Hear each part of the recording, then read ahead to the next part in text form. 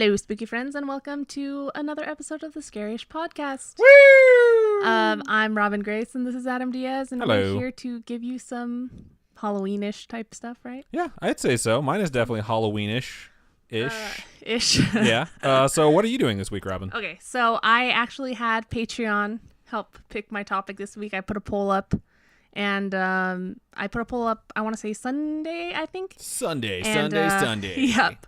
And so patrons on Patreon were able to help me choose. So if you guys want to help us choose topics in the future and have access to these polls, make sure you go on over to patreon.com/scarypodcast and join us. So maybe you can help us pick a topic next time. You can sign up for as low as $1 a month, which is not a lot of money. It is 4 quarters. That's 4 quarters. That's 10 dimes or $1. Or stuff you can find in your couch. Yeah, very true. And you can sign up. You get early access to all our episodes, access to exclusive patron polls, and other exclusive Patreon content. Sometimes I put up things that we screw up while we're recording episodes.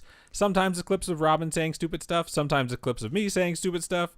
Sometimes it's me freaking out because she spoiled the Bears score and they're on Monday Night Football. That one was probably the funniest because it was just me and just tons of agony while her laughing in the background. So it's a good stuff. So if you want to do that, go ahead. Patreon.com/scarypodcast. Good call, Robin, and thank you to the patrons who picked it. You still haven't told us what it is. Oh, yes. So I picked an urban legend. Well, they helped me pick. And so the urban legend that I actually chose was finding a dead body in your bed. A dead body in your bed? Yes. Like your mattress? Yes. Okay. Or under your bed. So is this like something specific to your home, or is this like something where you rent a room and you find it in like your... I will go over the entire urban legend. That's a really general topic because I feel like a lot of different things are finding a body in your bed. I find a body in my bed a lot, but it's breathing and usually taking up the entire bed. Shut up. Okay, what is yours? So I've kind of been planning my topics for Halloween. I had an idea of some of the ones that I wanted to do, and then some of the ones that you told me I couldn't do yet. Okay. Fell into this month, but one that I definitely wanted to do for this specific week, which is the week before Halloween, because I have one in mind for Halloween, is Dia de los Muertos, because I don't know much about it. I know it's called Day of the Dead. I can translate that. And that's about it. I've seen movies that have it in there. I have not seen Coco, which is about it. Yeah, we should watch Coco. And I wish I would have watched it before, but I'll get to that in my story. But that's what I'm going to be covering this week is Dia de los Muertos. So I'm excited to do it. It's cool. For those of you who don't know what it is, I hope this will be very fun for you guys. And for those of you who do know what it is, please don't hate me if I get anything wrong. So all right. Before we get to that, though, we're going to read some homegrown horrors, which are events that have happened to you folks. They're paranormal events or spiritual events or whatever the hell you want to send us that you've reached out to us and let us know, hey, you guys can go ahead and share these on the podcast. So these are 100% from you guys. And if you want to reach out to us to send us your stories, you can reach out to us at storytime@scarish.com, facebook.com/scarishpodcast. You can message the podcast. Please like the page. You can also join the Scarish Spooky Friends group. If you want to post your story there, you can for some instant feedback. You can also join the Discord. You can go to scarish.com and scroll down on the right-hand side. You'll see something that says join us on Discord. Click that and join in. It's just like a giant chat room. Or you can tweet at us at scarishpod. 280 characters is your limit there, so either tweet a whole bunch or have a short story or a topic suggestion. And you can also message us. We've had a lot of you guys reaching out to us on Instagram. I didn't realize how many of you would want to reach out to us on Instagram, but that's at Scarish Podcast. So there's a bunch of ways for you guys to go ahead and do that. And if you guys want to listen to episodes that are 100% listener stories, those are the Storytime episodes that we record live Wednesday at 6:30 p.m. Pacific Standard Time. You can watch those on twitch.tv/scarishpodcast or youtube.com/scarish. Cool. So that's a lot of stuff that we have to say, basically to say, hey, we're about to read a story from you guys. So You'll go first. I'll go first. Yeah. Okay. So mine is called Owl Story. I'll bet it's really interesting. I hate you so very much. And it starts out like this. Hey. Hello. Hey. I'm new to your podcast, and so far, I love it. Well, aw, thank you. It's very nice, and I hope well, you I'm sure it's not new now. I hope you haven't decided to hate it. This is like 2 months old, but that's okay. I just wanted to comment on the Owl Messenger story you guys shared on episode 2 and share a similar experience I had. For those of you who don't remember, I gave a story in episode 2 about owls being like a messenger and that some people have seen them and then had something terrible happen afterwards or just something extraordinary happen afterwards. I had an owl come visit me. It like flew into our house, into our attic in the middle of the night. I told that story before. It happened right before my grandfather passed away. So I'm actually drinking coffee out of an owl mug because that's my spirit animal ever since hilarious. That happened. So this is just perfectly timed. It says, about 3 years ago, I was outside and I got this really bad feeling. I felt like something bad was happening to someone I loved, and I was both frightened and devastated. The next thing I knew, I heard an owl calling in the tree right above my head and remembered that owls were my stepsister's favorite animal. Oh. Uh-oh. I rushed inside and told my mom, who assured me that it was probably nothing. A few minutes later, we got a call from my brother-in-law, who told us that my stepsister had accidentally slit her wrist on a kitchen knife while washing the dishes at 3 o'clock, the exact minute I saw the owl and knew she was in danger, and that she had been rushed to the emergency room to stop the bleeding. Later, I told my stepsister after she got out of the hospital, hooray, that was good. I thought that was going to end terribly. Yeah. After she got out of the hospital and she laughed, telling me that she would kick my ass if I ever had another premonition and didn't tell her. That's my story. I don't think it's nearly as interesting as what happened to your friend with the moth, but it's the best I got in the, quote, animal messenger category. Don't ever feel that way. That was fucking fantastic. Yeah, that is good. Write me back and tell me what you think. I'd love to hear you use it on the show. All the best, Arthur. Well, there you go. Use it on the show. And we'll have to write you back 2.5 months later. I was going to say, like, now you know how we feel. Yeah. I'll still email them back, though. I just want to be nice like that. So thank you again one more time, Arthur, for sending that in. We really appreciate it. There's a lot of times where people have premonitions, and I feel like owls are like the most popular creatures where it happens. Because it's like you just never see an owl. It's like owls aren't supposed to be seen.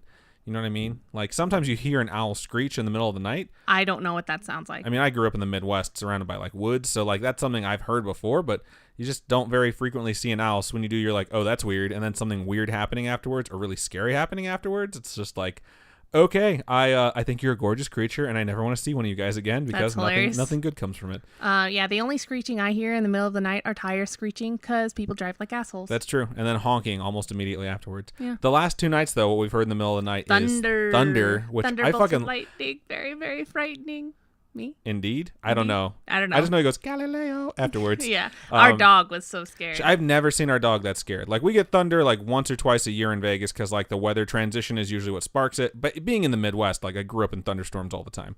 But out here in Vegas, whenever it happens, it's, like, surprising, so it'll wake you up. And our dog got woken up in the middle of the night 2 nights ago. She jumped on our bed and crawled in between Robin and I. Yeah, it was She wouldn't let us cute. stop petting her. She was so scared. And as soon as I stopped and tried to go back to sleep, she like crawled onto my pillow to share it with my head. And I was just like, you're far too big of a dog to pull this shit off. So I had to like pull her back down and like spoon her like, everything's fine. Go to sleep. And it happened again last night, just not as severe. Yeah. So. Cool. But yeah, last night we were also watching the Haunting of Hill House. Yeah. On Netflix, which is so good. It's fucking awesome. It was so good, and I just wish we're not done with it, so yeah, I think we're on episode 5. Yeah, we watched a lot. We were like, okay, you have to be at work tomorrow at X a.m., so we need to go to bed by 3 a.m., which means we can watch 2 more episodes. No, for me, I wanted to stop watching before 3 a.m. because that's when weird shit happens. Oh, yeah, that's true. And weird shit happens in the show at 3 a.m., too. Yeah. Well, depending on your time zone. Yeah. And it was just so good, and I was hiding half the time, and I wish there were a list of where all the ghosts were. Yeah, because there's that rumor, or is it confirmed at this point? I think it's confirmed that they put like dozens of ghosts in different scenes. Yeah, the producers hid ghosts around the shots so you can see them in the background at some point. And it's really well acted, it's really well written, and it's incredibly well shot. There's so many times where I'm watching, I'm like, that shot, the way they just shoot stuff just looks really nice. Yeah. Or they have like a camera move, and because they're like moving the camera and following something, you're scared. You know something's about to happen. Or like the way I can describe it to those people who are like, what are you talking about?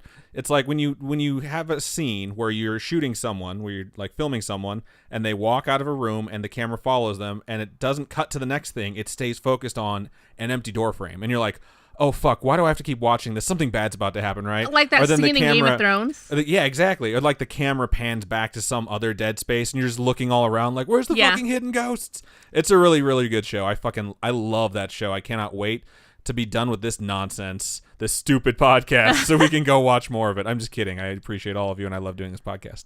So the title for this email was Zaboomafoo is my home slice. Whatever. So this one's about delusions, clearly. No, I was like, yeah, that's awesome. I hate you. It goes, hey, Adam and Robin. Hello. Hello. It's Jade again, writing from the soggy southwest of England. What up, Jade? In parentheses, it says, what heat wave? What heat wave? Yeah, because it's all wet there. I'm sure it was the summer. Yeah, this was August. It was so that 2 would months make ago, sense. so that makes sense. We're just like, now it's starting to get cold and stuff. Yeah, getting cold in Las Vegas means it's in the 90s sometimes, and it's also in the 70s Oh my in gosh, the cold times. I know it's like 85 this week, and I was just. That's it warming back up. Actually, it did get a little bit chilly, which was really really nice. Yeah, for like 5 days. Yeah, where you could open the window and it would actually cool off your house. So And everyone turned off their fucking air conditioning, and then you fall Ugh. asleep and you wake up in the morning and it's like 79 degrees. Horrible. Okay, so the email continues. In my last email, I said I didn't have any more spooky experiences to share, which is still true. This one is a nice story. You can share it on the podcast if you fancy. I will try and keep it short and sweet. I completely forgot about it until I heard the story of loved ones appearing in a dream after they pass away in the last Storytime episode, which was in August, so... Now we know. Long time ago Storytime episode. This is about a very much loved one, but not necessarily a human one. She was this girl's best friend, and the best dog I have ever had the pleasure... Had the pleasure. I have ever had the pleasure of knowing. I attached a picture of her. And She's oh my gosh, fucking gorgeous. adorable. Like It looks such like a husky, gorgeous right? Doggo. Yeah, a husky or no, it is a It's gotta husky. be a husky. Huskies are so talkative. But it's hard. I can't tell between Malamute or husky. Yeah, I can't either. Huskies are such talkative dogs too, so you Yeah. just know the dogs that Huskies always have a personality too. Like my favorite dog video on the internet for a long time was that old man yelling at the husky for like eating his food when he walked away from the chair, and the husky's like yelling back, and I'm like, oh, rah, rah, rah. He's like, no, you ate my food, and it's just absurd, but it's so fucking cute. funny. Her name was Natane, and then the pronunciation written down is NAA-TAA-NEH. Natani. Natane. Okay, which means female child or daughter. She was our family dog, one of 3, and the mother of the other 2 that are still alive and well, living with my parents. That's good. I attached a picture of those 2 also. They're also they adorable. They are also very cute. Oh, so cute. I love dogs. Okay. Natane passed away a couple of years ago, and it came as a big shock to all of us as she was such a big part of our family, having been a constant cuddle buddy for 10 years of our lives. Aw. The day we lost her was awful and probably one of the worst days of my life, but that evening I had a dream about her. It was one of those dreams where you're doing something mundane, nothing scary or out of the ordinary.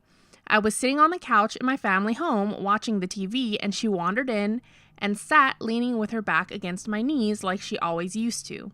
I remember thinking, you don't belong here right now in this dream with me, and there was a clear division where the dream changed, like she hijacked it and breezed in. That's hilarious. That's really cute. I felt a warm rush of relief and comfort as she was coming to say bye and that she was okay.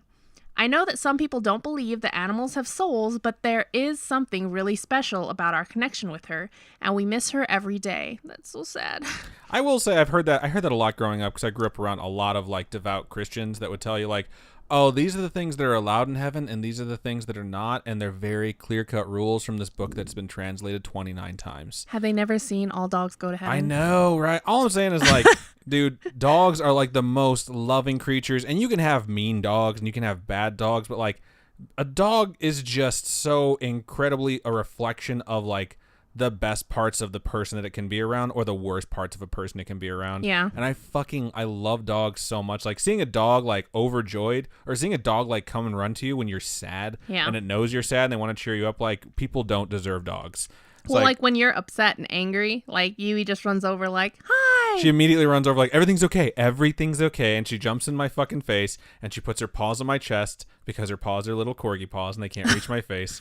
And she's like, hey, calm down. And then when I'm upset and I'm in my office and I'm at the computer, Namiria, our Shiba Inu, will run in here and lay on my feet and be like, hey, everything's okay. Calm down and stop being such a bitch. Let's go get a snack. So She's I don't always know. wanting the I love snacks. dogs, and I understand why people think like only humans go to heaven and animals don't have souls. But it's like I really feel like dogs are reincarnated people sometimes. Just the way they behave and the way they like try and act like human beings sometimes. Yeah. It's just like, man, you used to be a person. No, yeah, absolutely. I think both our dogs used to be people, the way they act. Namaria used to be a really big foodie. Yeah, because she eats fucking everything. So the email continues. Well, it goes, we miss her every day and still occasionally have a little cry about it together. Aw. Even my stoic prior military dad, who doesn't shed a tear for no man. That's hilarious. Thank you so much for reading. And once again, I love the podcast. You guys always have me in stitches with your banter, and it's super cool that we're able to watch you guys record the episodes live. Yay, glad you could join us. Hope you enjoy that. Big love from England, Jade. Thank you so much, Thank Jade. you so much. We appreciate you writing again. And I will say, like, my dad was a Marine, and I think I've only seen him cry maybe 3 times in my entire life, and 2 were because we had to put our dogs down. So it's definitely something that just breaks through all the armor. I don't think I've ever seen my dad cry. Not even once. Really? Yeah. That's a bit crazy. Yeah, I'm sure it happens. There's some people that just don't have any reason. My dad's like the grumpiest looking dude. That's so funny. I don't know. It's mean, though. It's right true. On. So I'll move into my topic, and I'll go first this week because you're gonna bring the scary this week, I think, or at least the gross. It'll be the morbid. The morbid, that works, and mine is more like a background, and I think honestly it's really awesome. I'm really happy I picked this topic. So this week I had the benefit of knowing exactly what I wanted to do, and there's a lot of times where I'm not sure and I wander because I've been doing that thing where I'm trying to figure out what I'm going to do for the wonderful spooky holiday right around the corner. And it's funny because despite my last name being Diaz and being of Hispanic heritage, I know fairly little about Dia de los Muertos. Because you never had to celebrate it. It's not had to, but I never celebrated it. I mean, I'm from the Midwest. I grew up in like Valparaiso, Indiana, right outside Chicago. So it's like I didn't celebrate Dia de los Muertos. I celebrated Halloween. And I get to that later on about Halloween in particular because it's like I could do a background on the history of Halloween as well. And it's like not representative of anything that I did to celebrate Halloween. Right. You know, because like when you're younger, you go trick-or-treating. When you're older, you get drunk and dress like a whore. Like, whether or not you're a guy or a girl, I feel like that's just the case. You're just like... Guys dress like whores? Oh, yeah. I dressed as a slutty pirate like 3 years. It was so much fun. Oh, yeah? Yeah. I wore eyeliner and everything. Just I look really good with eyeliner. Wing Wong hanging out. What's a wing wong? Wing Wang. You mean Ding wang? Dong. Ding Dong? Wow, you're just way off of it today. But no, I kept my dick, like, private so it could be a surprise later. It's getting weird. Okay, let's continue. You're the one that brought it up, so it's not my fault. But let's just get into Dia de los Muertos and get away from the whole ding dong thing. So roughly translated, it's obviously, a wing wong. I hate you. No one's going to call it that. Please don't start a hashtag. But roughly translated, Dia de los Muertos means Day of the Dead. And like, even if you don't know much about it like me, you've probably at least heard of it. Like, everyone's kind of heard of Day of the Dead. Everyone's seen Coco but you. That's not true. Not everyone. But like, especially recently because of the movie Coco, people know more about it. Which, like I said, I still haven't seen. I'll see it soon. We got distracted watching Haunting of Hill House. California Adventures right now has the whole area decorated for Dia de los Muertos. That's super fucking cool. Yeah. So what is Dia de los Muertos? Well, I basically grew up thinking it was Mexican Halloween. Like, that's just kind of the general idea I had as someone who grew up in the Midwest. And while that isn't completely off track, there is like a lot more to it. So first thing that should be known about Day of the Dead, which I'm just going to refer to it as Day of the Dead so I don't have to constantly butcher the pronunciation. All right. It's not just a day. It's not just a single day. It's a few days, right? It's a few days, yeah. And it's like, I get that it's a very catchy name. They probably had like t-shirts already printed when they were coming up with this whole thing. Someone was probably like, yo dog, like the celebration is actually like 3 days. And they're like, well, fuck, like we're not changing it now. The t-shirts are printed. It says Day of the Dead, not Days of the Dead, which is just, it's a quick fix, but whatever. It's called Dia de los Muertos. So it's a few days. It's not just a single day. So if you want to celebrate it, you have a couple opportunities, not just a single one.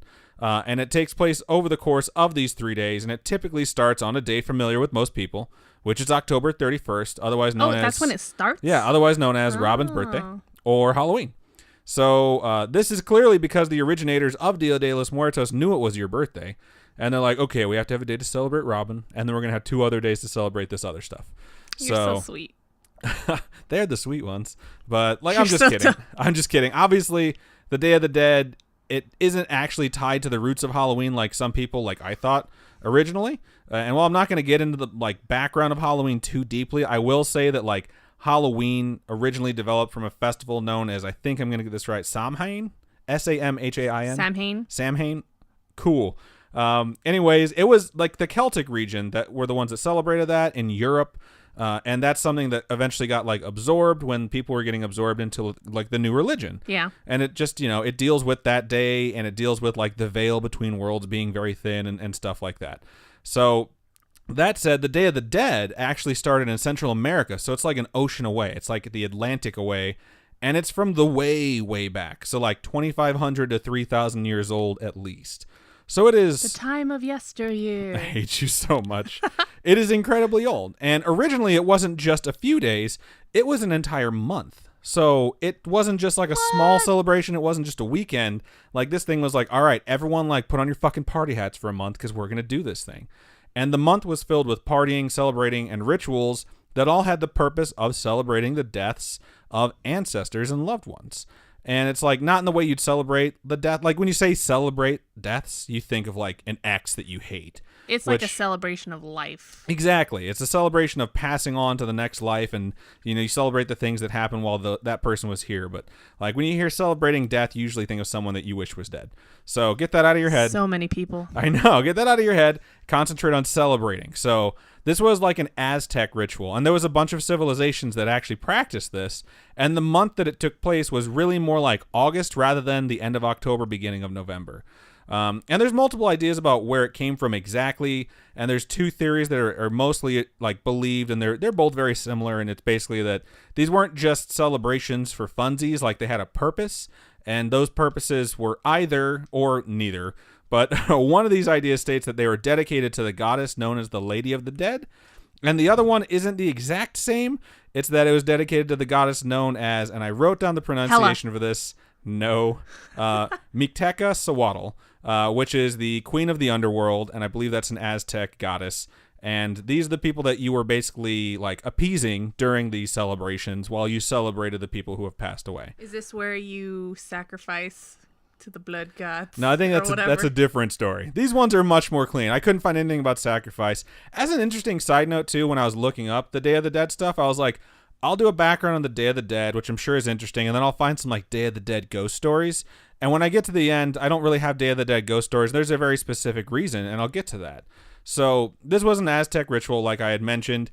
And there's a lot of stuff that you think when you think of like rituals, like you said, like sacrifice and stuff like that. Well, I just think with Aztec stuff, exactly, a lot of sacrifice. There's a lot of things that like click in your head when you hear about that. So as time went on, the full month began to get condensed more and more.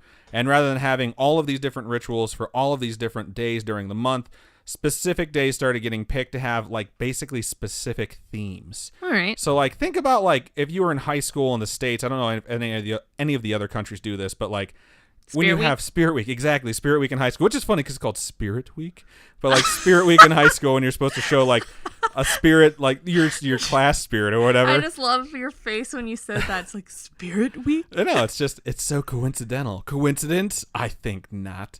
But like instead of having like crazy hair day, you have like dead baby day. What? So, and I know that sounds like a bad joke where you're like, ooh, like Adam, not funny. But like legitimately, like that's not a joke. Like they literally had a day like that. So there was a day that was created like to celebrate, and it's basically celebrated now on November 1st, depending on where you are. But it's a day dedicated to honor children and infants who have passed away. And that day was typically known as Dia de los Inocentes. And I think I said that correctly, which means Day of the Innocents. And then the next day after that is a different day. And again, the day that celebrates the younger people passing away is also known as Dia de los Angelitos, which means Day of the Little Angels, roughly.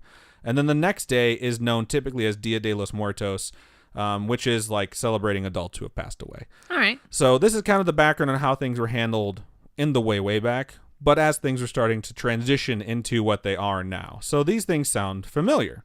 And the festival, which I find like very interesting, it wasn't really done in northern Mexico for quite some time. Why? And like when you think of like borders and what we call like places now, it's all based off of imaginary lines that morons drew a while ago. And just because they're here now doesn't mean they will be here a long time from now. And they definitely weren't around back in like 2,500 years ago or 3,000 years ago. Look at Pangea. Exactly. I mean, that's way back. Yesteryear. Yeah, obviously. But the point is that it wasn't celebrated in the region that we know now as northern Mexico for like quite some time. And they say like even until recently, like until like the 1900s is when it finally started being celebrated in northern Mexico. And like because it wasn't celebrated in like particular regions as time went on, even though this is a really old celebration, some of those regions already had a religion in place when the custom began to take a foothold there. And when that happens, like it happened with Halloween in the Celtic region and Samhain or however you say it, and like Halloween becoming one, what basically happens is there winds up being some overlap with traditions. So some of you may have heard of All Hallow Tide, which I've never heard of until I looked all this shit up. Bro Tide. Which I hate you so much. But All Hallow Tide is a Christian thing. And like, if you're sitting there, you're like, what the fuck is that? Because that's how I was when I heard about it. I won't get too deep into it, but basically the idea is it's another 3-day celebration. And like, if you know anything about Christianity, the number 3 is big in Christianity, like the Holy Trinity, Father, Son, the Holy Ghost, that whole thing. And typically there's an eve and a day when you celebrate things in the Christian religion. And then the All Hallow Tide is basically that for around the holidays, or around Halloween, I should say. So the hollow days. I hate you, but that's pretty good. I'm not gonna lie. So you tend to mix like part of one belief with another set if you start celebrating these things that like you had already kind of known about, and you start celebrating them all at the same time. So before I move on, I want to say outright that this isn't a holiday that I celebrate or have participated in celebrating before. So forgive my ignorance on what I'm about to get into. And it's because like it's celebrated in so many places, because it really is. It's like Dia de los Muertos is celebrated all over the fucking world. It's not Mexican Halloween. It's like Central America, South America. There's places in Europe. There's places in Asia that celebrate it. It's celebrated all over the place. Right. So because there's so many places that celebrate it, there are different variations in how it's celebrated based off of like your particular region. So please don't be offended if the present day celebration I'm about to describe isn't 100% accurate to the way you celebrate or to the way it is celebrated. I'd like to actually hear from you guys that actually do celebrate this day. Like if there's some difference to it or how you celebrate it in particular, or just stories about your Day of the Dead. And so seriously, like I'm being serious, like email storytime@scarish.com and let us know. Like let us know about the ways that are different from place to place if you know about that stuff. Because I'm genuinely interested on this, because there's only so much that you can find without like wondering like what is right, what isn't. I want to hear like actual firsthand stories from our listeners. And all right. So send us that stuff. But I'm going to get into basically how it's celebrated today. So it's interesting too, because we had that podcast reach out to us by the name of My Dear Queer, and they said they were going to do their Halloween episode. It was going to be spooky themed, and they wanted to give us shout outs, and they were super gracious, and they sent us the episode early that we could listen to. And even during that episode, they talked about how they celebrated and viewed Halloween, because it's very different, because it's just wherever you're from, you view it differently. Like where I'm from, you know, everyone was kind of laid back about things, and it was just like, cool, we're gonna go trick or treating, we're gonna dress up as whatever. Yeah, but I know some people. I know some people who like grew up in very, very religious communities where they didn't celebrate Halloween. So it was like an invitation to spirits to like possess your body, and they had this completely negative view of Halloween. In high school, there was a Jehovah's Witness that went to our school, and he was like, I don't celebrate my birthday. I don't celebrate Christmas. I don't celebrate any of these holidays. Yeah, they basically don't celebrate like milestones and days or anything like that. I was just like, what the hell? I dated a Jehovah's Witness in middle school. My buddy dated a Jehovah's Witness for like 4 years. You dated a Jehovah's Witness? Yeah, so like I know a lot about that. Dang. And that's like a completely different show that we could go over, but like very similar in the way that they take that stuff very seriously. Like I had a customer when I worked at GameStop who was like devout Jehovah's Witness. He was super cool. He'd come in and talk to me about games, but he wanted to know like, is there any like supernatural elements in any of these games? Because I can't play that. It's against my religion. That's so hard. So he returned Injustice, Gods Among Us, which is a DC comic book fighting. It's literally called Gods Among Us. Yeah, but it's like, that's the thing, is he got it anyways, and it was just supposed to be Superman versus Batman, but the reason he brought it back is because Solomon Grundy is someone from the Bible. And he's like, this offends my religion, I need to bring it back. So some people take that shit very seriously. So Halloween in some places is looked at as like negative, you know? Yeah. And where I grew up, it was like, go collect candy, meet your neighbors, hang out with your friends, get the fuck out of the house so the parents can have a party, and 1 or 2 people that aren't that drunk can give away candy to kids. I know Connor was saying in Australia, like Halloween is just not a big thing. It's not a big thing in a lot of places. And it's funny too, because it's a lot of places that are Christian. You know, so it's like you think like, because I'm this, everyone similar to me does things exactly the way I do it. Right. And that's just not the case. America. And it's just weird because people don't like to think about it that way. Yeah. You want to think about like, everyone does things exactly how I do. And then when you find out they don't do things like you're like, fuck that person. And you can't be like that, because there's so much different shit in the world that you need to experience, and that's why I really enjoyed doing this topic. So let me get back into it. Okay. So we went on a huge tangent. Right? Even Halloween, which I do celebrate, like I know fairly little about the inspiration behind it. Like that's I talked actually to you. One of the topics that I put on my poll. I was going to do a short history of Halloween. I saw that on there, and I was like, oh God, I'm glad we didn't overlap, because that would have been embarrassing. But like I knew that I was supposed to be dressing up like as a spirit to show them that you weren't afraid of them or something, or like make them feel at home because some of them might be wandering the earth. I thought it was to hide. Well, like that's the thing is everyone knows it like for a different reason. And like what I knew for sure is that this is the only thing I knew 100% about Halloween growing up. Candy. Is that it was not invented by the candy companies, as that stupid asshole Max said in Hocus Hocus Pocus.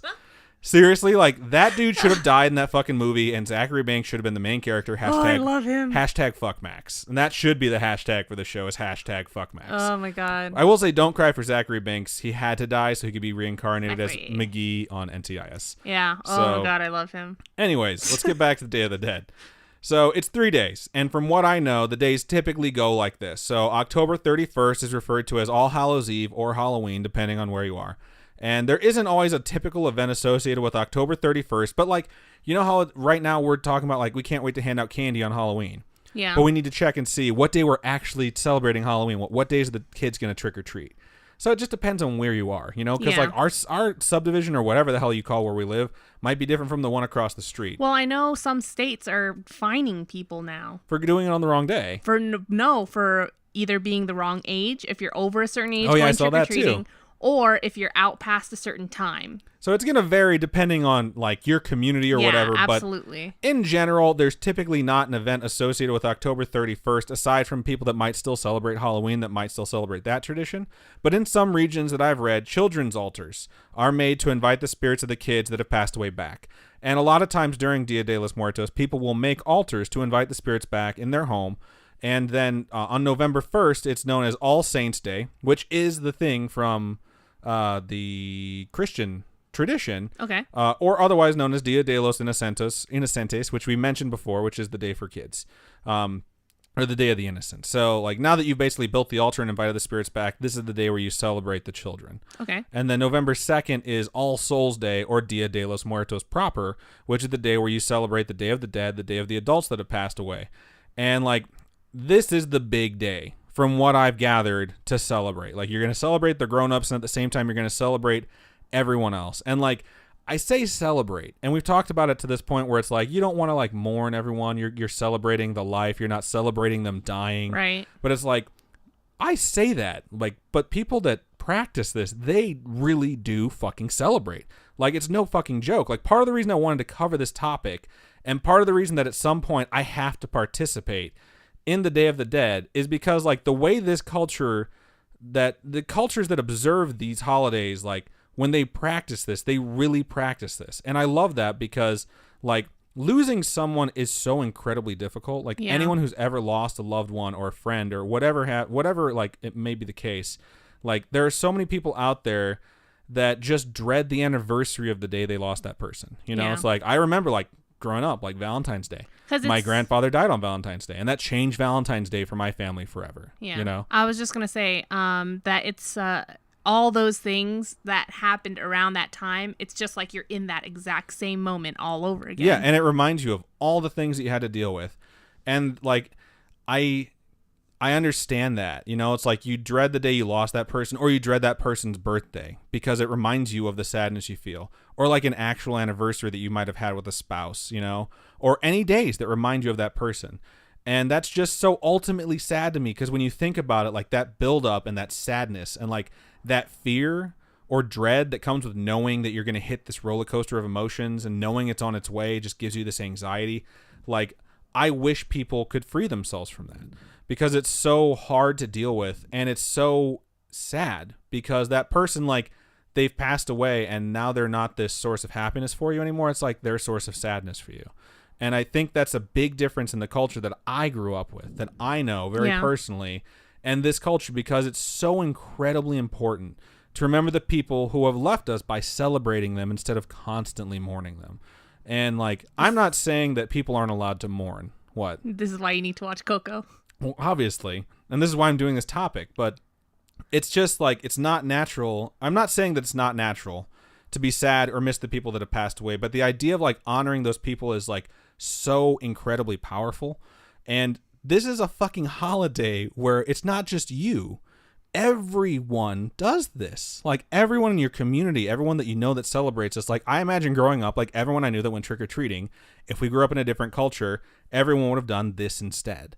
And, like, whether or not you lost a grandparent or a friend or a child, like you have this day where you get to celebrate their life. You get to say like, hey, like we're not going to be sad. We're going to focus on like celebrating the things that happened while this person was here. And the best part about this holiday is you don't have to do it alone. Like everyone that comes up on an anniversary of someone that's passed away, that's thought about like, hey, let's celebrate their life instead of like mourning their passing. Together. It's like you have to get involved with all these people that knew them. And it's like, it honestly becomes like a big production because you have to kind of coordinate that. And this is just a holiday where like everyone that you know is going to do this. And that support is so fucking incredible because like when you have that, it makes it so much easier and it makes it possible for you to do this, you know? And like, when they celebrate this, there's this big procession where the families from all over the communities that celebrate the day all are going to travel down to the graveyards. And they do. And they decorate the graves of the lost loved ones, which like I know from the culture I grew up in, like people go and see the graves of the people that they've lost and they bring flowers and they decorate the graves, you know? Yeah. And they do that. And it's just something that's normal. So that's something that like I totally understand. You're like, hey, this is the day. Let's go do this. And then, you know, everyone knows about them painting the faces. Like, yes, you paint your faces. You have this like specific paint. And like, I'll get to that in a second. But like some communities will also like lay flower petals on the ground from like your door to the tombstone or the headstone of the person that's so passed that they away. can find their way home? That's exactly what it is. So you're Okay. leaving a path so that they can find their way home. And like this is the other thing that I've known about since I've seen the movie Assassins, which came out in like the early 90s because Assassins? it's just called Assassins. It has Okay. Sylvester Stallone and Julianne Moore and Antonio Banderas. And at some point it takes place in like Central America or Mexico. I can't remember which exact country it was. But the point is that you go and you celebrate in the cemetery. And it's legitimately a big fucking party. Like you stay there all night. And I'm not just saying like celebrating the idea of like, let's go down there and say nice things. Like, no, it's a fucking party, dude. Like you go down there and you fucking party. And like I was saying, I was curious about the face painting too. And like the specific design is supposed to be a way to represent death while celebrating it. So like you have this skull, but you also have like flower petals around the eyes, which is like a very specific design. And it's supposed to be this colorful display that's supposed to help people overcome the fear of death. So this entire celebration is about making people more comfortable with death while celebrating their loved ones, which is super important. And then, like, of course, like, people kind of know about sugar skulls. Sugar skulls are basically like ornaments, and they're sometimes edible, and they're basically like a white background. Yeah, they're basically like a white background and then super brightly colored to represent, like, life or rebirth or passing into the next world. But most importantly, it's like, it's a way to have a snack. Like, you make food. And, like, when you have a party, you have to have stuff to eat. You know, and, like, you bring this stuff. And, like, I'm not just talking about snacks. Like, people bring fuck tons of food. It's a huge party. Like Metric. People, yes, a metric fuck ton because they use the metric system. But like, you just make all this food, and it's like when you think about this, like, yeah, I'm describing a holiday that I don't participate in, but it's like this is like something that I think everyone can understand. And when I'm thinking about like how I really didn't know much about it, it's like, well, why the hell didn't I? Like, why hasn't anyone explained to me like, oh, this is a day where like you go and celebrate the dead, and in your head you're like, okay, yeah, I understand. And it's like a wake or it's like a funeral. It's like, no. You get a bunch of booze, you get a bunch of your fucking friends, and you go and you party with the people that you lost. And it's a specific thing where everyone goes and does this. And it's just so cool. And it's like there's another thing that's called like Pan de Muerto, which is Day of the Dead bread. It's a very specific thing that's made specifically for this holiday. And of course, there's also booze. And like there's no specific requirement like for what you need to drink, but like I imagine I would take my drink of choice and the drink of the person that I'm like going to celebrate or the people I'm going to celebrate. And you go down and you fucking party, you know, and you talk to people. And the whole idea behind the celebration in the graveyard is you're around a bunch of people, and you're around a bunch of people you either know or you don't know. And either way, you're going to talk about the people that you've lost and the fun times that you had. And it's just this big fucking celebration, you know? And the entire thing is built around the idea that those people that are with you are also the people that are like sharing the memories of the people you lost. And it's so fucking cool. And you're honoring those people without having to mourn them and feel like alone and feel like apart from them because you're going through all this stuff. And I think that is amazing. And as like a mixed race kid from the Midwest, like this is what wakes are like for me. Like I've gone to a lot of wakes. I have a lot of family and friends that have passed away. And like I've been to wakes that aren't like this because it's either like too sudden or just too sad or you're just not in the right company for it to be appropriate. But I've also gone to wakes where it's just like you laugh and you cry and you get fucked up and you bring food and you bring drinks. And like we went to a wake recently where it's like I knew what I needed to do. You know, I knew the crowd that I was going to be around and we lost someone. I'm like, I'm bringing fucking beer. I'm bringing a makeshift cooler. I'm tossing it in the trunk. And we're going to go in and be sad, and we're going to cycle outside and crack some fucking beers in the parking lot and talk about, like, the things that we had and, like, that were very fun and the great times that we had. And, like, that's what this reminds me of, but on this massively grand scale, you know? And it's like, it's so funny to me that I grew up around a culture that didn't have this. And we had Halloween and everyone went and celebrated because, like, it's just like if I wanted to call my friends and let them know, like, hey, this is what we're going to do. Like, we're going to honor the people that we lost. We're all going to do it on the same day. It doesn't matter, like, when they passed away, when their birthday is. Like, we're picking a day, and we're going to show this effort to them. Like, hey, you may not be here anymore, but I'm going to paint my face. I'm going to gather up the crew. We're going to march into the cemetery. We're going to rip down the veil between life and death. We're going to turn it the fuck up with my loved ones, whether they're dead or alive. And that's awesome. I think it's cool that it's everyone in the community celebrating all at once, and it's a million different families all together, and you really don't have to be alone. I know in my culture, we celebrate death days. There's not a day where we celebrate everyone. It's like, oh, this is when they died. We're going to celebrate their life on the day that they died. And so I think it's a little harder because it's weird to invite everybody in your family or all your friends and stuff over to celebrate this one person, you know? Yeah. So I think it's a little easier to have a whole community celebrate absolutely everyone at once. And it really grows that community closer together, you know? So, like, when I like doing this stuff because as an American who has not celebrated this, and I know a lot of people who have no idea what this is, it's like, this is just such a cool tradition. And I wish people understood it more, because I really feel like if you put this into the terms like, you're going to have 3 days to have a giant celebration where you get together and talk about the good times with the people that have passed away and not mourn alone and not be sad, and instead fill that space with happiness and fun times and good memories, you know? And it's just such a powerful thing. I was like, well, I want to look into what this is. And the more I looked into it, like, I had originally thought, like, okay, I'll look into the history of it, and I'll find some, like, ghost stories associated with it. And it's like, there's not a lot of ghost stories because this is, like, just a giant celebration. Yeah. Like, this isn't something that invites, like, evil things No, at it's all. absolutely not. It's so incredibly powerful. And there's some stories out there, and I couldn't find a lot that I could find, like, validation for. So I'm like, I'm not going to share them because I didn't even want to share something that I don't explicitly have permission to share that's not, like, a public domain story. Yeah. Whereas, like, people that, like, have seen their loved ones during this, or, like, felt their presence there, or smelled something that, like, triggered a memory that they don't smell anywhere and they don't know where it came from. And that's just, I feel like when you have things like this that are just such positive energy everywhere, and this giant celebration of love in a cemetery, in a place where, like, in the American culture, it's like, oh, you don't go there. Like, that's where the dead, that's where the dead are laid to rest. It's like, you don't go there. It's like, what if they're my relative, you know, and I'm pouring shots in their headstone because that's what they would fucking want me to do. It's like, it's just a completely different culture. And I just love the idea. It's like, there are some people that celebrate things and there are some people that mourn it. And everyone that I know growing up, whether they're older or younger, it's like, hey man, when I pass away, like, celebrate me, like, don't mourn me. But every time something like that happens, that the culture I grew up in, like, we mourn. Like, we mourn, we're sad, we have a wake, we have a funeral. And the best part of that entire thing is when everyone gets together after it's all said and done and sit down for a meal together. And it's like all the funerals that I've gone to, all the wakes that I've gone to, eventually you go somewhere and you sit down and you have food. Whether you go out to eat, you go to someone's house, or you go to, like, a VA hall and there's just, like, a bunch of stuff people have brought, and it's a big potluck. And that's the thing that, like, everyone sits down and laughs and you finally start to feel better because you're with your family and you sit around and you talk about those things.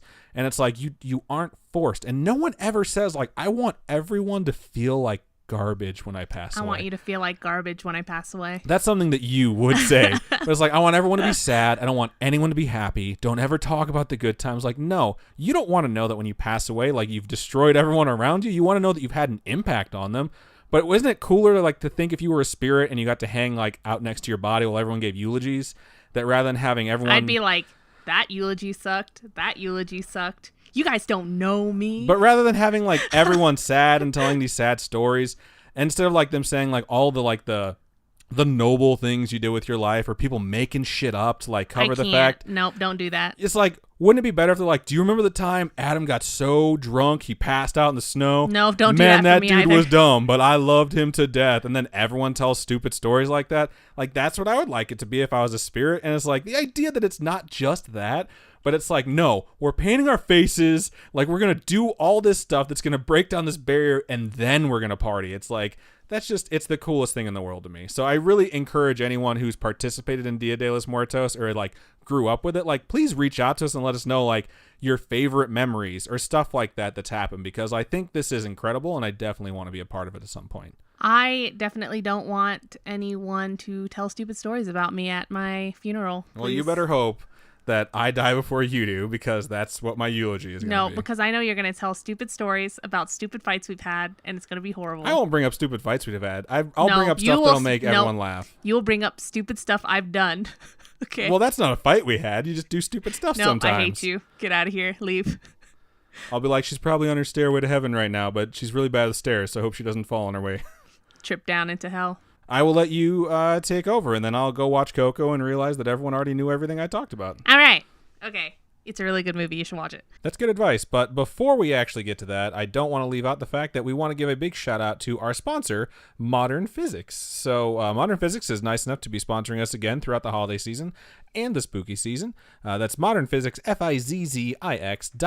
Go ahead and check that out. It's a lot of amazing stuff. And I say that because we got a goodie package in the mail, did we not, Robin? Yeah, we got a whole bunch of different bath bombs. There's even like a sugar scrub in there that I thought was super cool. Everything was super well packaged. I literally could not figure out how to put all the boxes back in the box. She is a Tetris master, the owner of Modern Physics, who sent us this stuff, because we got like a bunch of different bath bombs. We got some of the scariest themed ones, which look incredible. I cannot wait to take a bath with these freaking things. So we got two. One we're definitely going to have to use, and one we're going to display on the Storytime episode so you guys can see what it looks like. The black one's always going to be my favorite. I know. You haven't used it yet. The Soul Noir, which just is going to make your bath like completely black but not muddy. I know she went to a lot of work to make sure that happened. So it's high quality products. It's very healthy products. If you want to check out the site, modernphysics.com. And right now, if you use the promo code BASEMENT, how much do you get off, Robin? 30%? It is 30%, which is a lot of money. And that's going to run for a while. So I don't know why I'm talking like that, but I really think you guys should go check it out. We put our full weight behind this. We 100% support it. It is a great business with a great owner and great products. It's fun stuff. Their slogan is drop, soak, relax. Is that right? Yes, and that is what I plan to do. All right, so again, I had our lovely patrons over at Patreon help me choose, because I just put a whole bunch of topics up, and this is what you had me do. So look what you made me do. I hate you. I knew you were gonna work that in. I didn't even realize it until I sat there and I was like, oh wait. Okay. Anyway, so you guys told me you wanted an urban legend, and one that really is interesting to me is that of finding a dead body in your mattress or under your bed. So I wanted to do something creepy and weird now that it's closer to Halloween. And this one was actually thought to have been heard first in a book called The Baby Train. That sounds weird to be called The Baby Train. It's like a book of just urban legends. That's all that's in this. And they named it The Baby Train? He named it The Baby Train, or they named it The Baby Train. It's by Jan Harold Brunvand, and it was written in 1991. It says his. I typed his, so it must have been finding a body in a mattress was first talked about in 1991. I guess so. His story took place in a Las Vegas hotel room. Well, so the urban legend goes a little something like this. That's how you say it every time. I say it differently every time, thank you. So, a couple checks into a hotel room for their honeymoon and swear that there's a horrible smell in their room all night. So they search everywhere around the room to try and find where this smell might be coming from. And they can't find it. They've looked around dressers in the bathroom, like behind couches, everything. They can't find it. So they call the front desk and complain about the smell. And I guess they figure that it's coming from the bed. So unfortunately, the hotel is completely full. There's no room, no other suite to move them into. And they're just kind of stuck there. So the hotel manager sends the couple to the hotel restaurant and sends the maid up to the room to check it out. So they're like, hey, have lunch on us. We'll try and clean the room. Sorry, your room stinks like crap. Yeah. And so they do that. They're like, that's fine. It's our honeymoon. We'll go have lunch, whatever. So the couple return after their meal only to walk into the same foul-smelling room. The husband calls the hotel manager once again to complain about the smell. So because their hotel that they're in is completely booked, they offer to find them a suite at a different hotel. And to no avail, of course, because what urban legend can have an easy solution? Am I right? I hate that voice, that game show host voice. They offered to go through and clean it again. So the couple leaves and gives them 2 hours to attempt to clean it. The manager and housekeeping head in to figure out where the smell is coming from. And they search the entire room. They change the sheets, the towels. They even take down the curtains, put in new curtains. They clean the carpet. They clean absolutely everything.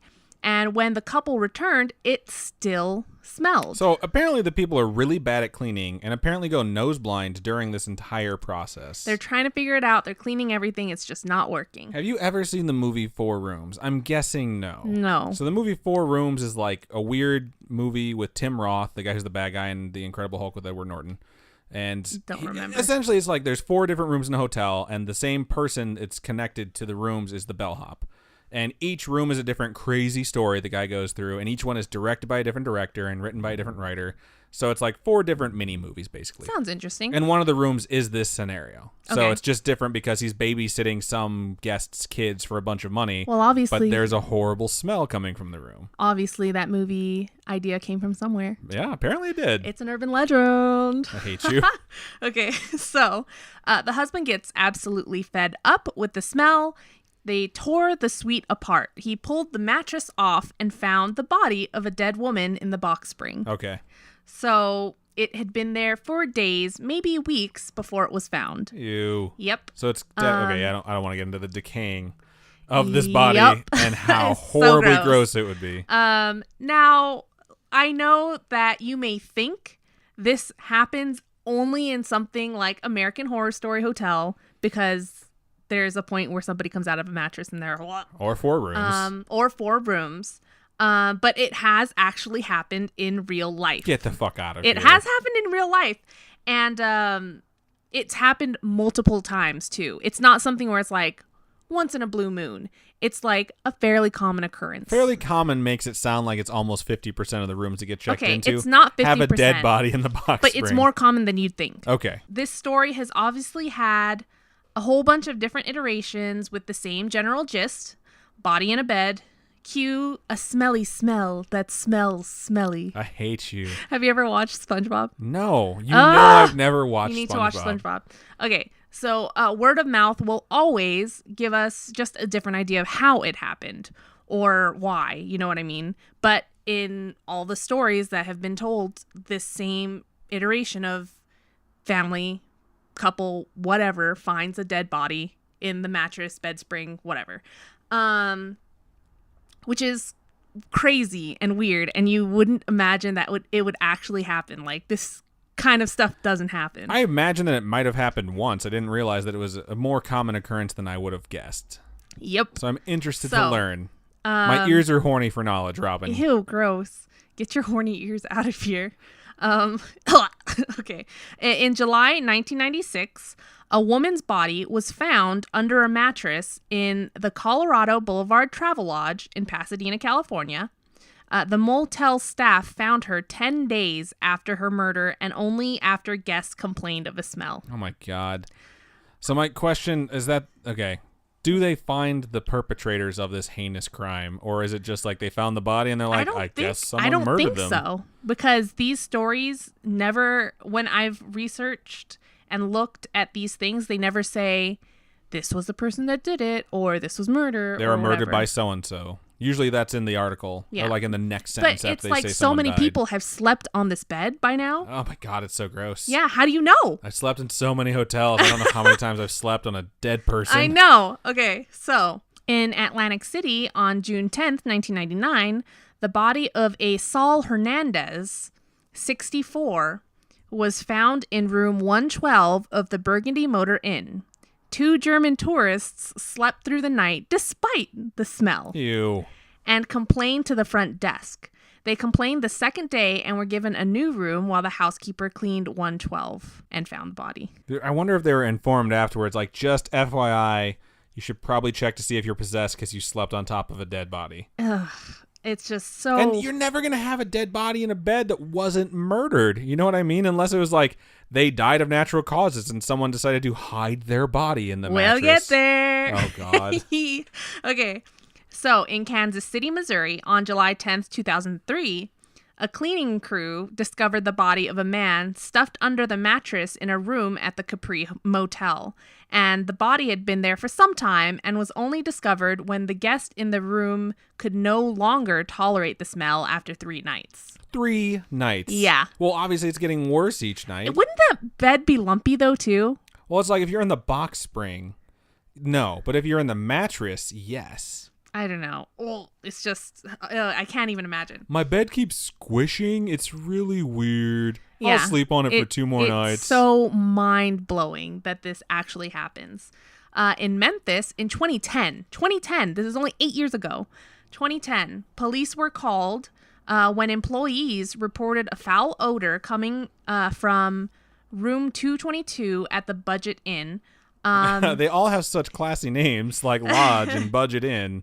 You never know, man. And we've stayed at a few. Yeah. Right? It's because people that stay in like Hilton's and really upscale hotels, they have the money to have the body disposed of rather than hiding it in the mattress. The body was of a Sonny Millbrook, and was found under the bed. According to investigators, the room had been rented 5 times. The room had been rented 5 times and cleaned even more than that since the day that Millbrook was reported missing. Oh my God. It was obviously murder. Murder. Most foul. But yeah, so this happens way more often than you think.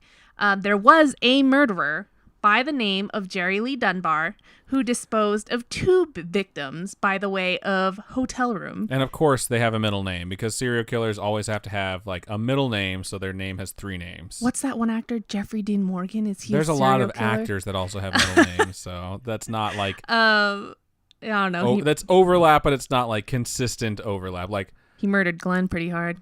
That's true. All right. Anyway, so he disposed of 2 victims this way in Virginia in 1989. One was 27-year-old Deidre Smith and was discovered in May under the floor of a motel room on Route 1. Smith was kept under his bed for 2 days, then placed in the crawl space under the floor. Why does a motel room have a crawl space under it? And why? How is it easily found by a guest to abuse? They must have known the hotel or something along those lines. Maybe that's how they found him. Maybe he knew the people that owned it or something, and so that's why he knew about the crawl space. And when they found the body, they're like, "There's only one person who could have known where the crawl space was." It's a lot of wild speculation, but at the same time, I wouldn't imagine that a hotel would have a body stuffed into the mattress or the crawl space. Like, I don't know, if you're advertising on your hotel ad, it's like extra crawl space. Yeah, it's like the audience you're gearing your room for is someone who's going to murder someone or looking for shit to hide. It just makes no sense to me. There's no safe, but there's a really, really hidden crawl space. Put all your belongings, wink, wink, down there. Oh my God. Anyway, he seemed to be fine with her there because he didn't check out for 3 or 4 weeks. 3 or 4 weeks? Yep. Here's the other thing, too, and this is where my head goes. If I found a body in a hotel room in the bed, and I called the police and I'm like, I just found a body, I would immediately think, I'm going to get fucking blamed for this. Yeah. So I wonder how many people find it and they're like, I'm fucking checking out. Like, I'm just going to leave. I'm not going to say a word. I am not getting blamed for this shit. And if they ask me later, I'll be like, I didn't see a thing. Smelled fine to me. Because it's like, who wants to get blamed for that shit? Yeah. And honestly, a lot of people get blamed for stuff if they're like in a convenient spot around where they could be blamed for it. Right. Rather than doing investigating, it's just like, well, you were nearby, therefore you are guilty. And like, growing up in a place where like people blamed people for a lot of shit. I got blamed for a lot of shit growing up. And I used to like, my memory wound up being really good growing up because I always had to tell people like, I was exactly here at this exact time doing this exact thing because I was constantly getting blamed for shit someone else did. Because I was just the fucking scapegoat for, like, everyone in town. It was amazing. So, like, if I found a dead body in a hotel room, the first thing I would think is, I'm getting blamed and I'm going to jail. So, It's just terrifying for me. I burst blood vessel in my nose. And so I woke up and there was absolutely fucking blood everywhere. I thought I was dying. And you're like, if TV's taught me anything, I have brain cancer. I have a nosebleed. It was horrible. I thought my nose was dripping because I thought I was sick. And then I woke up and there's blood all over my hands and all over. It was gross. Anyway, no one said anything. I'm sure hotels deal with blood on the sheets all the time. Like, you know what I mean? I don't understand. But like blood from a murder? You know what I mean? It was a lot of blood. Would it have looked like you would have been stabbed there? Or, I don't even know how these people die. There could be no blood. They could be like poisoned. I don't know. Oh, we'll get there.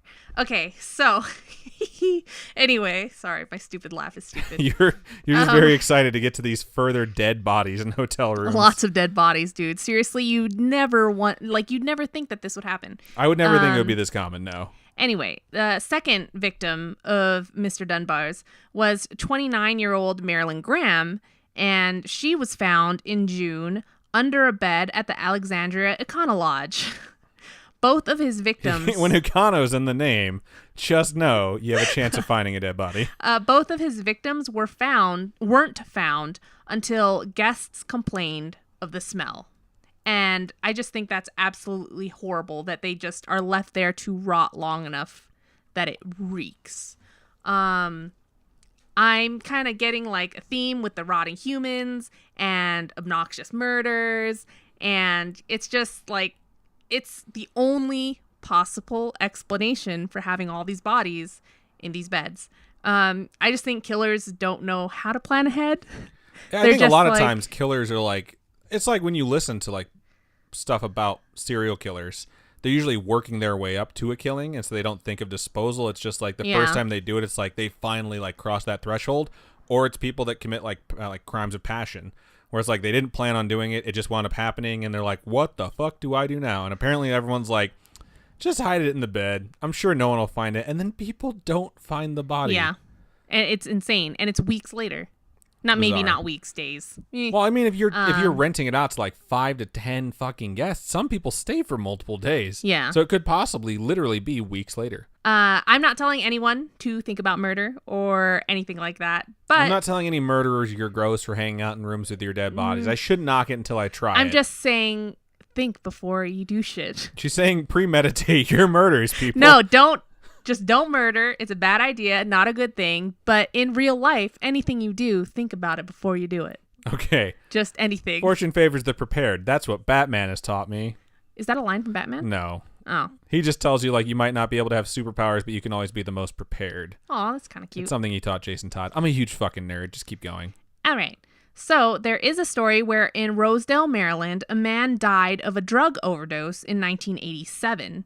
And he must have been a drug mule because he swallowed 34 balloons of heroin. Oh my god. No. That's just recreational shit, right?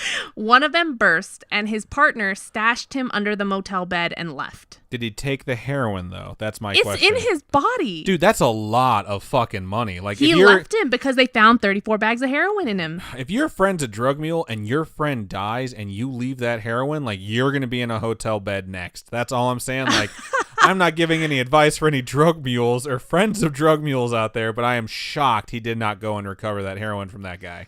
The body was found 3 days later after that guy just abandoned him there. And all I'm saying is people can be horrible human beings. I agree. It's horrible. I'm recommending to our drug mules right now to take the drugs out of your dead friend if they die. Jesus Christ. You don't want Mr. Escobar coming for you. That's all I'm saying. Okay. Here's another story about shitty human beings.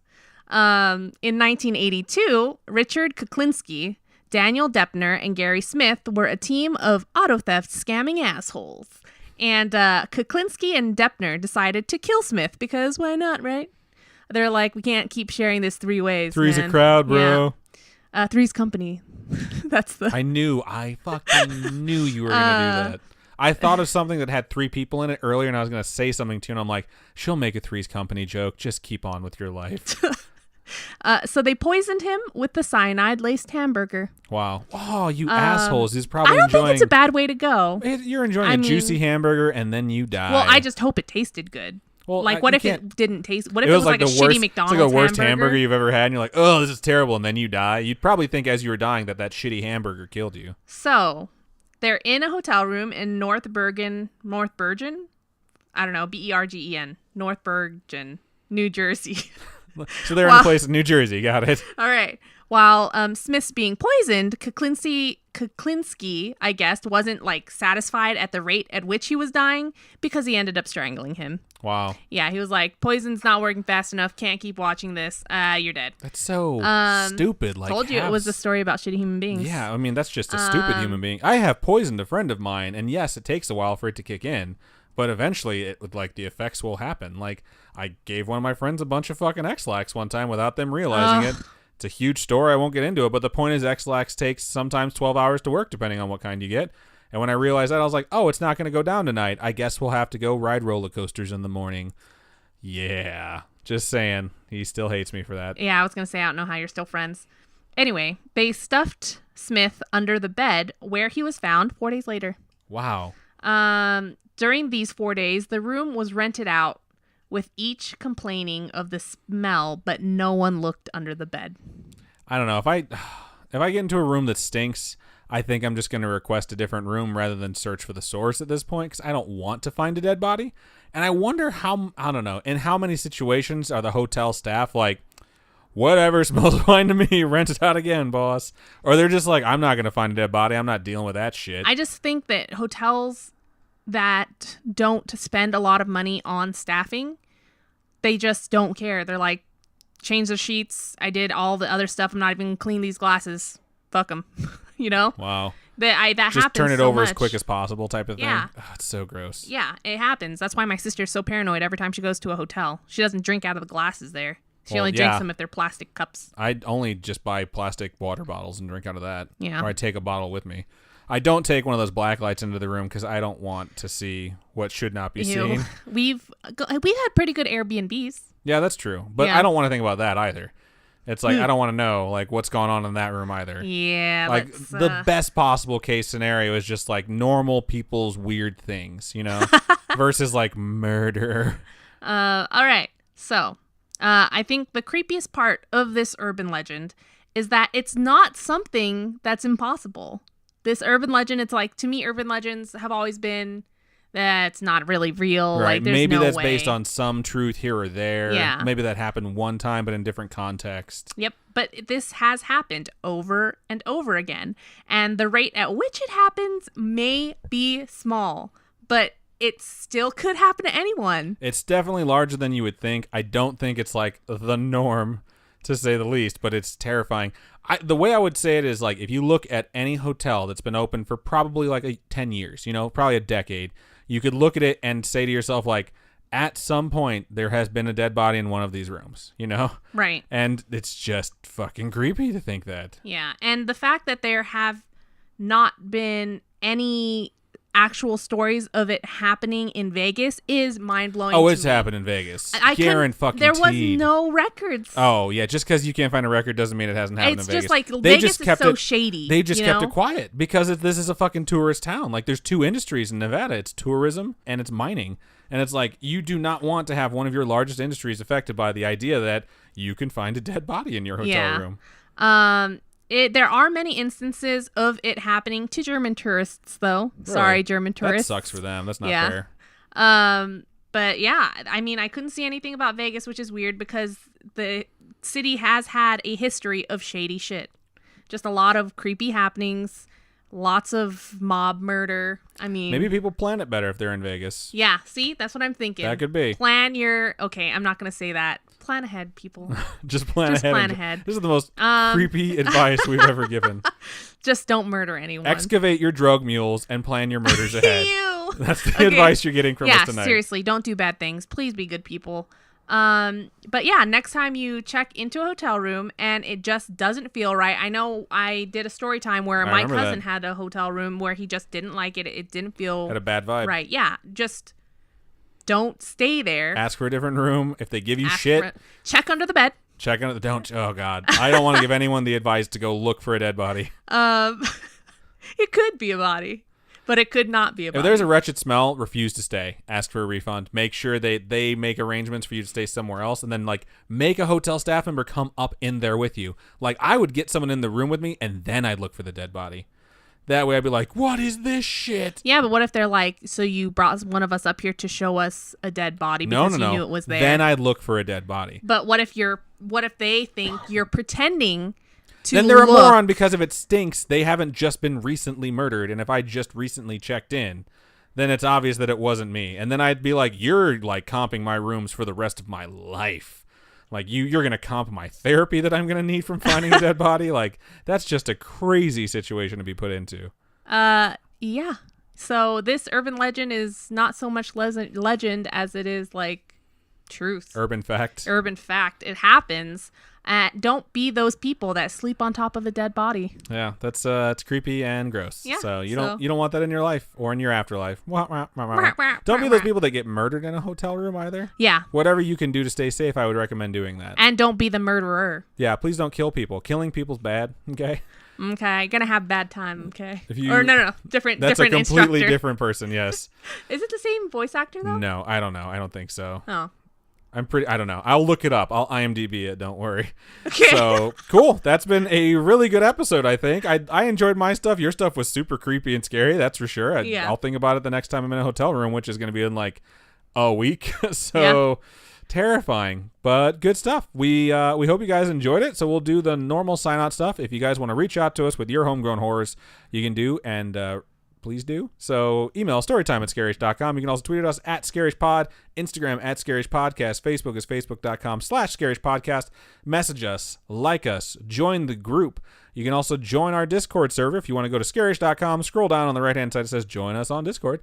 That is the best way to do it. And like Robin said earlier, patreon.com/scarishpodcast is a way that you can sign up for monthly donations for as little as $1 a month. You can tell us what to do while also getting all of our content early, which is a pretty sweet deal. And there's additional tiers. There's some fun stuff that, honestly, Robin takes care of a lot of it. She creates some merchandise. She sends it out. She creates some, like, goodie packages is the best way to describe them, that have some fun stuff that's sometimes monthly, depending on what your tier is. Yeah. There's a lot of stuff there. And then if you guys want to just do a one-time donation, it's Ko-fi, ko-fi.com/scarishpodcast, and you can donate a one-time donation. We're getting ready to upgrade our studio setup as much as we possibly can. Hopefully new camera, new pass-through, and we'll see what happens from there. Maybe some backlighting so we can get rid of some of these shadows. As much as we can do, but that's made entirely possible by the donations we receive from you folks, and we're eternally grateful for that. We really, really, really do appreciate it. So that's the normal stuff for reaching out to us. Robin, is there anything else we need to add? No, just that we want to give a shout out to our amazing producer, Connor, and remind you guys that we will be out in Anaheim next weekend. Next week. We're going to head out there on November 1st. We're coming out for BlizzCon.